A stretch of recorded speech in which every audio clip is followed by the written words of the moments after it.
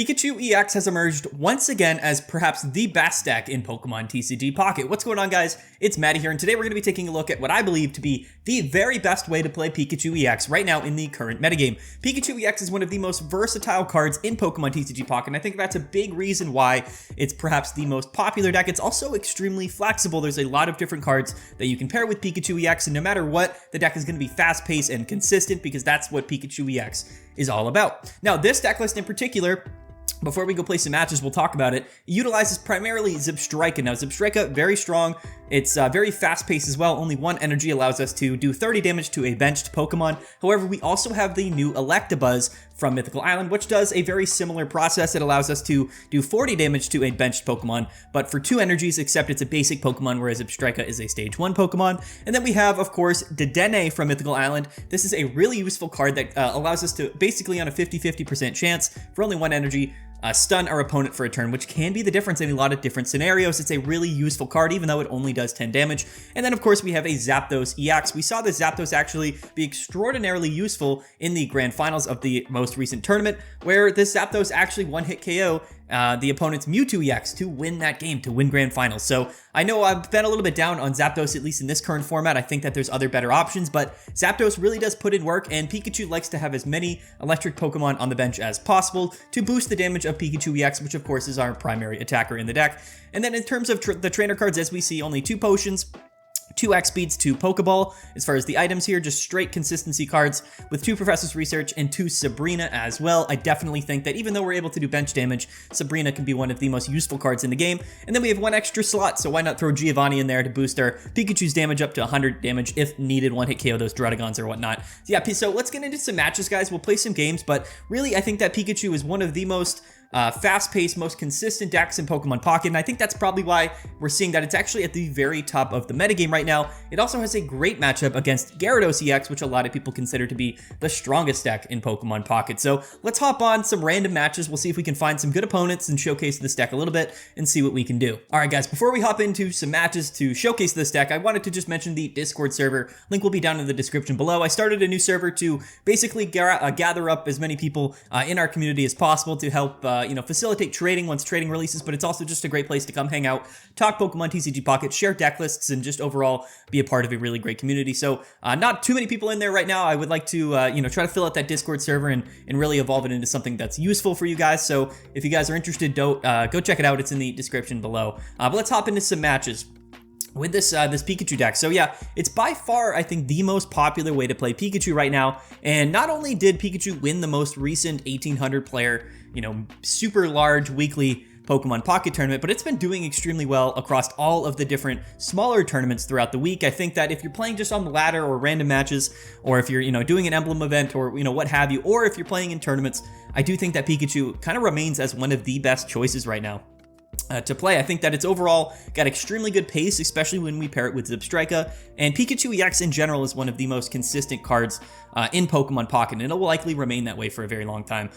So it looks like we're starting here with the Blitzel and Zebstrika. We're going against a Psychic-type deck, so this could be a Mewtwo deck. There's not too many Psychic-type cards that you'll often see. Could be Gengar, could be maybe a Psychic Pidgeot deck, but it's likely Mewtwo. We'll have to see, but we've got a Zebstrika in our hand, and we are going first. So this is one of the big upsides to Pikachu and Zebstrika, that you have really considerably strong options when you're both going first or second. Most decks don't like to go first because technically you're behind, and there as we see the Mewtwo, technically you're behind on that energy acceleration, which can be kind of a problem in a lot of different scenarios, mainly because when we pull another Zebstrika, mainly because most decks want to be ahead on the energy pace, right? And you can't attach an energy on your first turn, but, okay, as we draw the Dedenne here, we play the Pokeball first and then the Research. We could have done the opposite order, but overall I want to kind of move through our deck as quickly as possible. As we see a Pikachu EX and a second Pikachu EX, which is quite good for us for sure. I'm just going to bench the 1 Pikachu at the moment. Now Mewtwo does sometimes run red cards, so I think I'm going to bench the Dedenne as well. We're going to leave that last bench space open for maybe something else that we might draw into. But yeah, so Zebstrika is actually good going first. It's a good rule of thumb. If there's a stage 1 Pokemon with an attack cost of only 1 energy, it's typically a really strong card to go first, because if you evolve, which you can on your second turn, you can evolve before your opponent, so that's always an advantage.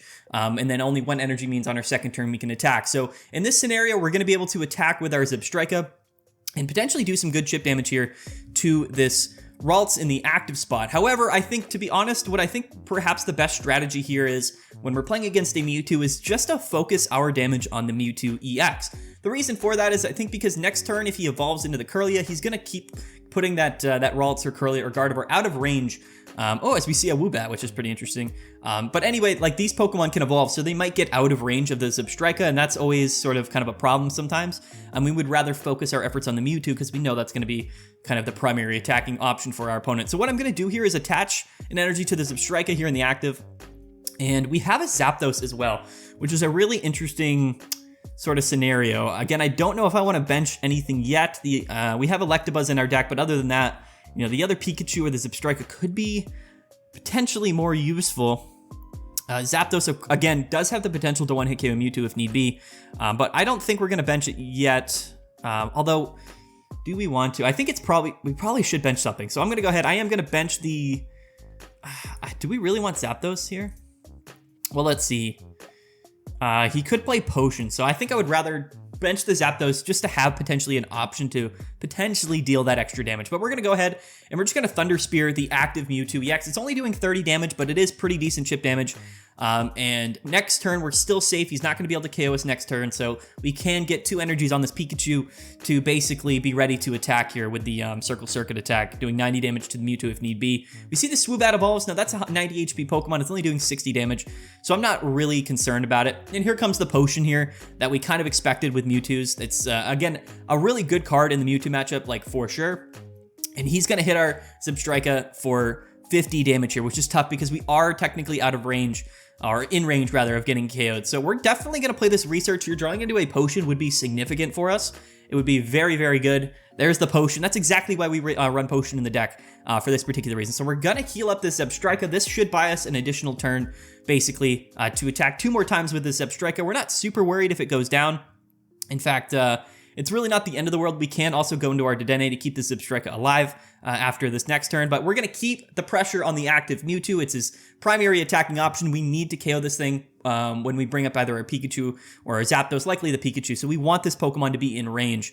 And now it may end up being a better decision to just attack with Zebstrika next turn. Technically, we could bring in the Dedenne, but it's not a guarantee that we paralyze, and we definitely want him to go down to at least 90 HP, unless we draw into the Giovanni next turn, and then the Dedenne strategy might actually be the most ideal scenario for us to do that. But this Mewtwo player, we could see a second Potion, which would be very, very unfortunate, and then at that point we would kind of rely almost on the Dedenne. But we'll see. So no Kirlia or Ralts yet, so technically we could have KO'd this Ralts, but again, I still think the best move here is to keep that damage on the Mewtwo EX. So let's see, do we draw the Giovanni? We do not draw the Giovanni. So here's what we're definitely probably going to want to do here, I think, is that we're going to have to stay into the active, I think. I don't think it's ever an advantage for us. Well, okay, so let's think about it this way. We could go into the Dedenne, which would, again, then force him to use his Side Drive attack. And with no Gardevoir, he would be discarding 2 energy, so he couldn't hit for 150 twice in a row. We also get the chance to paralyze. And that's an interesting idea, in fact. He could have Giovanni in his hand. Giovanni would kind of make that whole strategy not as useful. Again, it's also not a guarantee that we put him in range either to get for Pikachu to kill him. So we're going to go with the safe play, I think, for sure. We're going to attach this one to the Zapdos, though, next turn in case we get Sabrina, because it's very likely that we very well could see a Sabrina from our opponent. But let's attach to the Zapdos. We'll spread our energies out a little bit, and then I think we're going to just stay in with the Zebstrika, and we're going to Thunder Spear the active. This is going to bring him down to 80 HP.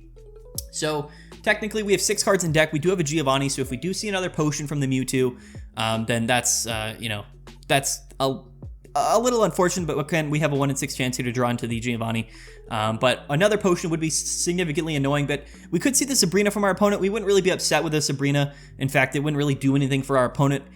We're kind of putting really good pressure early on, so basically this Mewtwo is in range of getting KO'd by the Pikachu, and then after the Mewtwo goes down, there's really not a lot of options from our opponent's perspective. And he's just going to go ahead and Psychic Sphere the active. So this Mewtwo's going to go down right now, which is really good for us. Again, we don't see the Gardevoir from our opponent. We don't see a second Mewtwo either. So we're in a really good position. Now we're just basically free to go into this Pikachu We can bench, you know, the Electabuzz or another Pikachu, probably the Electabuzz maybe. And there's the Giovanni anyway, so we are in a pretty good spot. Yeah, I'm going to bench the Electabuzz, I think. Actually, no, it's probably better to just bench the Pikachu, I think, in this scenario. So we're going to do that. We're just going to attach to the Pikachu, and then we're going to KO this Mewtwo, and that's going to remove all of his energies from the board. Yeah, okay, so our opponent's going to go ahead and concede. So again, as we saw, it's a very similar actual matchup here to that finals matchup that we saw in the grand finals between Pikachu and Mewtwo. On paper, Mewtwo technically, I think, has an upside in that matchup, but because our deck is so consistent and fast-paced, we actually do have a really good chance. We are going to thank our opponent. We do actually have a really good chance in that particular matchup. Mewtwo, in my opinion, is actually probably the best deck overall in Pokemon Pocket right now, but Pikachu is just so consistent. It's so fast-paced with Zebstrika that early pressure really does make the difference, and I would recommend if you're going against a Mewtwo deck to always focus that early damage again on the opposing Mewtwo, because we would much rather be able to bring in our Pikachu and take a KO in one attack. And it's pretty, at least somewhat easy. Sometimes Mewtwo's running, you know, blue or a couple potions in the deck, which can make that strategy a little bit more annoying. But as we saw there, we just have better pace on average than Mewtwo. Okay, so we are starting with Electabuzz in the active, and no draw here. So this isn't not the best hand in the world, if we're being entirely, if we're being completely honest here. Yeah, okay, so this is very unfortunate. So no other basic Pokemon, no Pikachu or anything.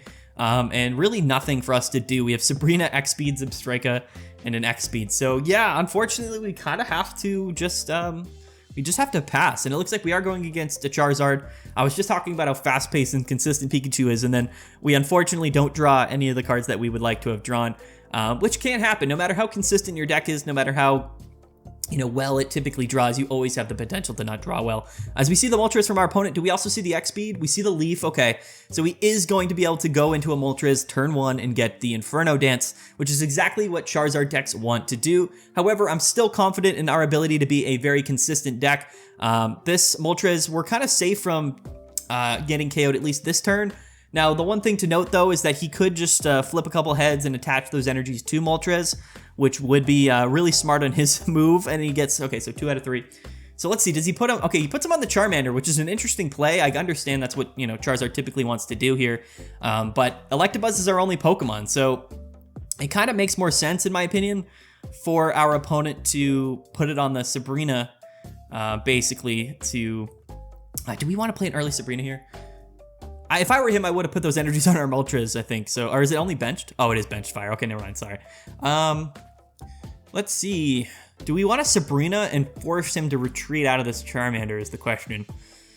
No, I don't think we really benefit anything from that other than him discarding 1 energy, but he only has 3 cards in hand. So I would rather keep this Moltres in the active spot. Although he could see a Charmeleon here. I mean, he could just have things that he needs. Okay, so we see another Pokeball.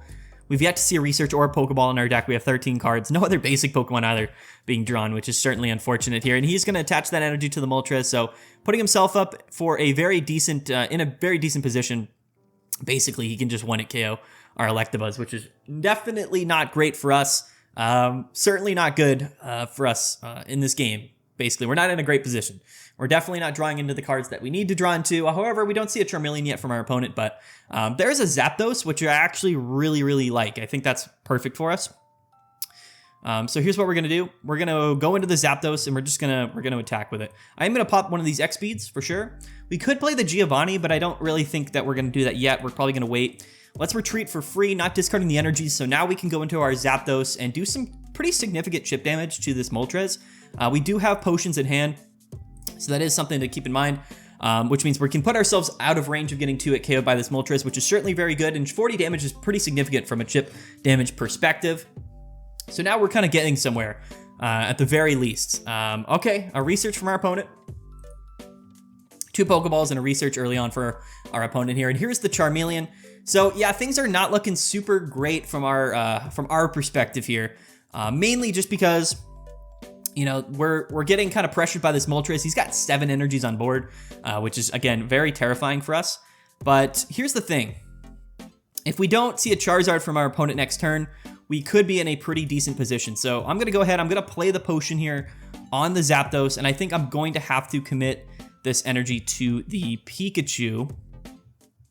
Oh, man. This is just, it's a little unfortunate, I think, for sure. We do have a Sabrina. I think the best move for us here is gonna still be to keep the pressure up on this Moltres. Next turn, we can go into the Pikachu to cake the KO. If he doesn't have a Charizard in hand, but he very well could. If he brings in that Charizard and he just straight up KOs our Zapdos, he's gonna have 5 energies on it this turn. So yeah, it's basically like we're a little bit too far behind. If we see a Charizard this turn, there's really nothing we can do other than potentially, okay, so he benches a Moltres and attaches to it. And we see the Leaf. Okay, so he's gonna go into the other Moltres. I think that this was probably a good decision on his part.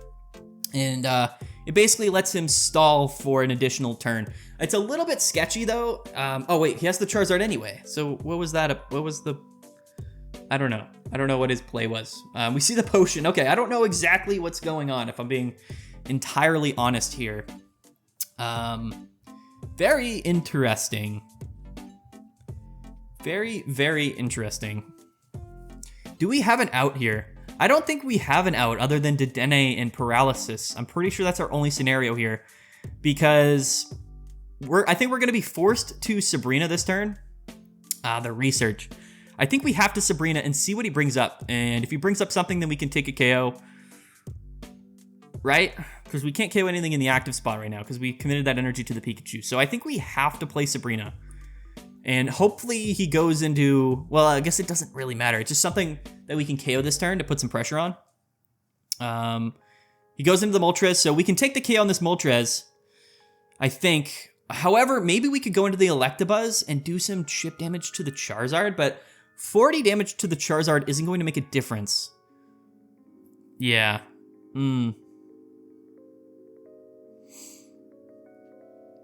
It's a little bit unfortunate here. I think we have to just KO with Pikachu here. I think so. Yeah. I believe we're two behind, basically. And Charizard is just exceptionally strong here. We didn't get damage off early enough, basically. Because this Moltres hopefully would have been KO'd by the time we brought it up. Oh, we don't even have a basic Pokemon, but we are going to basically just perfectly hit enough for the KO here. But now he's going to bring in his Charizard and he's going to take a knockout. So basically, I think what we have to do is hope for Dedenne and to kind of just stall out for a turn. I think that's literally our only strategy here while we set up a Zapdos and then potentially take a KO that way. I think that's literally the only out that we have at this point. We just don't have a way to do enough damage to either of these Pokemon to KO them. Like if we had some Striker early on, we could have put some pressure here on like the Charmander, but yeah, he's gonna go ahead and he's gonna just be able to attack twice in a row because he's got the energies on the Charizard. So that's kind of the main unfortunate thing here. Technically, there's still a chance. We have 10 cards in deck. We do have a Research, and I think we have Pokeball, both Pokeballs in our deck, so we could draw into our Dedenne, but we gonna have to just see how it flies here. So let's see. We'll draw 2 cards with Research. Do we draw a Dedenne? We draw a Pokeball and another Pikachu. Will this be the Dedenne? Is that our only basic Pokemon in deck? I think we have one Blitzel. Yeah, okay. So there's the Dedenne. Sure. Let's do it. I mean, this is our last hope, basically, is to get lucky with Dedenne. I don't think there's any other option for us. Would we rather have... Yeah, okay, we don't have an X-Speed. Either way, it's just not a good scenario for us to be in. I think we need 3 heads in a row. We need a couple paralyses in a row. But we technically have a chance. Let's see. Let's see if Dedenne can pull through here. It would be crazy. It'd be crazy clip for the YouTube, but let's see. No, we flip tails, of course. Okay. Anyway, so that's going to be a tough loss for Pikachu. You know, I was gassing up the deck so much, but I'm going to leave in, I think, this clip because it's important to see, you know, the scenarios where you don't necessarily, you know, draw or things don't go exactly how you want them to go. We're going to place the Sabrina from our opponent. I appreciate that. I'm not sure why we had to do that, but all good. Quick BM from our opponent. But yes, you know, listen, sometimes even though we're playing the more consistent deck, that doesn't always mean that we draw consistently. So that's something to keep in mind. Charizard's very strong, and if it gets a really quick start, whereas we don't get a quick start and we're not able to get damage off effectively really early, then it can be tough, right? In a scenario where we start with Pikachu or we draw into another Pokemon in our first 2 or 3 turns, then the scenario is very different in that particular matchup. But unfortunately, you start with the Electabuzz and the Moltres flips, you know, 4 out of 6 heads. It's not much you can really do there, right, in that scenario. So sometimes you don't draw everything that you need to draw. All right, let's try to find one more match to showcase our Pikachu deck. We lost, or we beat the Mewtwo, then we lost to the Charizard, which I think I'll include both of those videos because I just think they're good examples of things that can always happen, right? When you're playing Pocket, even with Pikachu, even that loss, I think it's valuable to kind of see matches like that. But I really wanted a good third match, but I've played like 6 matches and it's all been opponents that just play that are playing just complete like meme decks and they get rolled or they just go AFK or they, concede immediately. So I would like a good match to start this off. Okay, so we're going first, which is interesting. We don't see any Pikachu in sight, no Pokeball, no research. So I'm just going to lead with the Blitzel, and potentially maybe next turn we could, where we could find the Zebstrika. But it looks like we're going against a Blastoise deck with Starmie. Maybe this could be Blastoise with Vaporeon. Technically, we should have the advantage, though that's not always guaranteed, is it? So let's go ahead. I'm going to bench the Electabuzz. Do we want to bench the Denene too? I guess we'll just wait. The reason I'm benching the Electabuzz is like next turn, if we don't draw the Zebstrika, I don't know. I guess we could command energies to it. But either way, yes, we have the type advantage against water type decks, but they're very consistent. Like Starmie and Staryu is a very scary deck because, again, we have Misties and it can do significant damage early on in the match. So, nothing is really guaranteed. However, we do have a Giovanni in hand. Let's see here. How many are we getting? Okay, so 2 on the Misty. Is he going to attach this to the Staryu? He does. Very interesting. We do have the Giovanni in hand. He's going to smack us for 20 damage, but we have Potion and Giovanni in our hand. So it just so happens that this is something that we don't necessarily mind at all. So let's go ahead. Let's Potion up. We are hitting for weakness. Plus 20, plus the 10 from Giovanni. Unfortunately, the Staryu is getting KO'd. And that's the upside. I think the upside to hitting for weakness is early on in the game when those basic Pokemon don't have a lot of HP. It can really, really be the difference to winning or losing or getting an advantage in the early match. So being able to, for 1 energy on this Blitzel, KO the active Staryu is a massive advantage in a matchup like this. The Giovanni just happens to work out that way, but if we weren't hitting for weakness, of course, we wouldn't have been getting the KO. So very fortunate for us. That's a tough place to be in for our opponent, but again, he does have an energy on the Squirtle. He could, he could evolve this thing up and start attacking maybe with War Turtle and then into Blastoise, and attacking on curve with Blastoise is actually pretty strong. So let's see here. He's got 3 cards in hand. He's going to just attach and pass. That is certainly unfortunate. Okay, so we don't draw the Zebstrika, but we do draw the Pikachu, so we are certainly going to start committing energies to it. And yeah, I think this is kind of what we have to do at this point. He could have attacked last turn. In fact, I don't know why he didn't. He might be just sort of rage playing. That oftentimes can happen. Man, I really wanted like a good third match for this video, but it's tough. I can't record all day. I've already recorded so many matches. Okay, we see an Articuno. We're gonna attach 3 energies to the Squirrel. Can we see the War Turtle? What does War Turtle hit for? Does it hit for 60? It might actually. I forget exactly what that card does. He might not have drawn anything, which is unfortunate for our opponent, and he might have just disconnected, if we're being 100% honest with us here. But he's gonna retreat into the Articuno. I think that's probably what I would have expected or done if I were him as well. At least he is kind of playing to his outs, so you gotta give him respect for that. But let's see how this match goes on here. We are going to be still hitting for weakness on the Articuno, and now 40 damage. This does put him in range of getting KO'd by the Pikachu, which would win us the game next turn. So he's certainly not in a great position. This Squirtle with the energies also has War Turtle hits for 40. Okay, that's good to know. But yeah, basically we just come to our Pikachu, we KO the Articuno, and that's the match. Nothing our opponent can really do here. It is unfortunate. I do feel bad, but sometimes that's how it goes. You know what I mean? Sometimes that's how it goes. Man, am I going to include this video? I don't know if I really want to. Maybe I will. I think this just gives, maybe we'll include this just to kind of showcase how, we can kind of steamroll people with Pikachu, because it definitely does have that steamroll potential. Typically, I don't like to include games like that, but basically a lot of matches when you're playing Pikachu end that way. It's just like really early wins because your opponent doesn't draw what they need to, and our deck is just so fast-paced that unfortunately, not all the matches are fast-paced or good, long, close matches. A lot of them when you're playing Pikachu aren't going to be very close, and I think this kind of illustrates that scenario properly. But I've been recording for quite some time, guys. That was 3 matches. We did have a nice win, then we had a close loss, and then we had a really kind of easy sweep win against a water type deck. So we're gonna wrap up the video right there. I don't want it to be too long. So yeah, anyway, guys, thanks so much for watching. I do believe that this is the best Pikachu deck in Pokemon Pocket right now.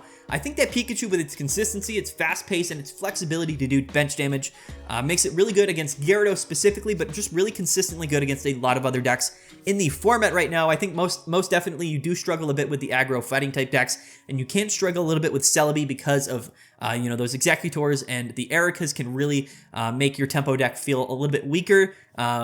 In the face of a lot of big HP healing Pokemon. So Celebi is a bit of a struggle, but against Charizard, against Mewtwo, against Gyarados, and against really a lot of other decks in the current format, Pikachu is just so strong. I think it's a good reason, and a big reason why it won this recent online tournament. So yeah, we're going to wrap up the video there, guys, but don't forget to check out the Discord. Link will be down in the description below.